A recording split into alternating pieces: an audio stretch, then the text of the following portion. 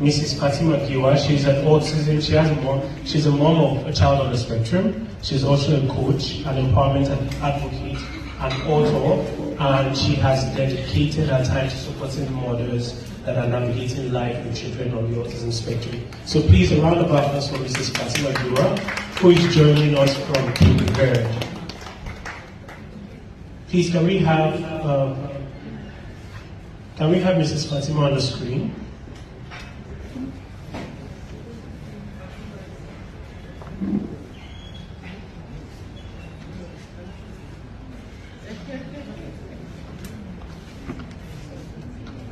Hi, Mrs. Giwa.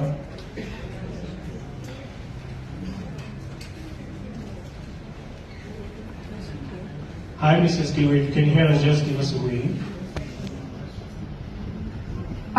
Let me know if I'm audible. I'm sorry, I didn't know I was on the screen yet. Hello, can you hear me? Yes, we can.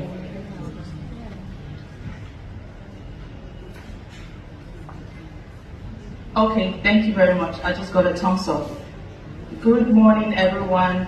Thank you very much for giving me this opportunity to share my voice and my story. First of all, I would like to appreciate the Alternative Bank for this beautiful initiative of bringing together key speakers, prospects, educators, advocates, bringing together people from all sectors to share our voice, to listen to our voices. I am here today first as a mother of a child on the autism spectrum, and I've listened to everything everyone has shared over the past few hours. Thank you so much, Mrs. Dotun. You've been an empowering and inspiring mentor for many of us, such as myself. I've heard Shalakwe also speak, and I am here to just lend some of my own experiences, my own personal experience as a mom who has navigated this journey alone without support. So when my son was diagnosed back in 2017, he was about 2 years old, thereabout then, and it was something that wasn't common. We had the same thing, he's just slow, boys are different, and all of that. But when I finally had to travel all the way to the United States for his diagnosis, and I had made up my mind to sit through the intervention, the therapy sessions, just to be able to understand exactly, how to support my child, and also to learn how to better support him. By doing that, because I knew that coming back home, I wouldn't have, the resources and the support that I needed. So I had to do that. And it was just within those few months between that he started the therapy and all of that, I saw the difference. I saw that this could actually go a long way. And I got back home and I started to work with my son. Working with my son over consistently here and there, and I saw more changes, I saw more differences. And this is where the inspiration came. This is when I started to share, the advocacy came. And I knew that I needed to educate other parents to be able to understand that we need to be able to do something also. Because many times when I started this advocacy journey, parents were just waiting endlessly and time was going. At the end of the day, by the time they come back 2-3 years later, it's already beyond the early intervention stages where a lot of things could have been done. I know many times, we are hoping for, which is why we're having this conversation today, with the hope that we're going to have, government parastatals, private sectors, we'll have organizations here and, do something for a difference, for a change. But this oftentimes comes very too late. And while waiting, we miss out on a lot of things. My son is 11 now, still on the autism spectrum, but thriving. And most of, let me say, like 80% or 90% of what he has achieved or what we have achieved today are mainly from the things that we did at home. So what I want us to know today is this. We're having this conversation is a great initiative, is a great start.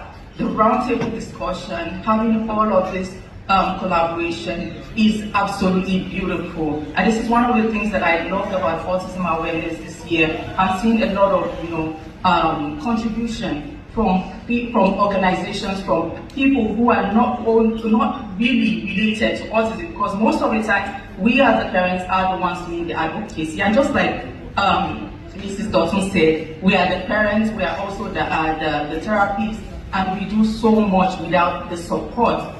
So what I want us to do is this: beyond these conversations, let's form a better collaboration, organize parent workshops, because in my years of working as an autism mom coach, I have supported hundreds of moms, helping them move from confusion to clarity, helping them understand that there's so much that they can do without having to wait for therapy centers, without having to wait for specialists. There's so much they can do to empower their children, to help them to thrive.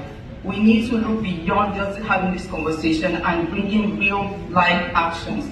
I want to see more organizations, including children or individuals on the autism spectrum. We're looking at skill development. We are looking at opportunities, job opportunities that will allow them to thrive in their own unique ways, because we know that they are different and not less.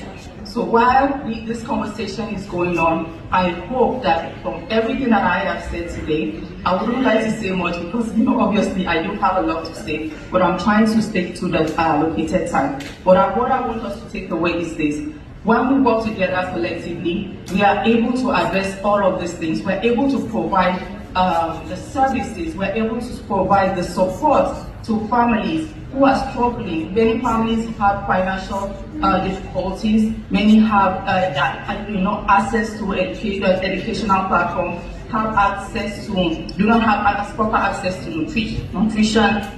Many families do not have access to even their family support.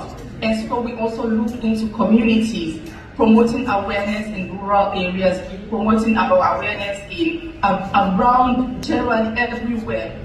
Everybody should be made to understand how different our children are. It is to encourage these parents to be more confident, because when they start to see, when the parent is usually the first to be able to impact the child, to impact the environment. So when we have more parents speaking and advocating, it goes a long way in supporting this community and the society at large.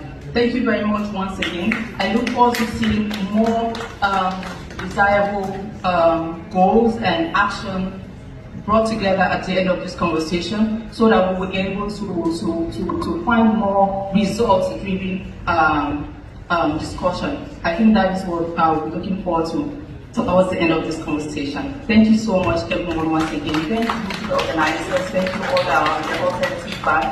And I'll continue to follow up with the conversation. Thank you very much. Awesome. Thank you so much, Mrs. FattyGiwa, for showing up and helping other moms just like you. Please, another round of applause for Mrs. FattyGiwa. Okay, so right now we're going to take a paper presentation from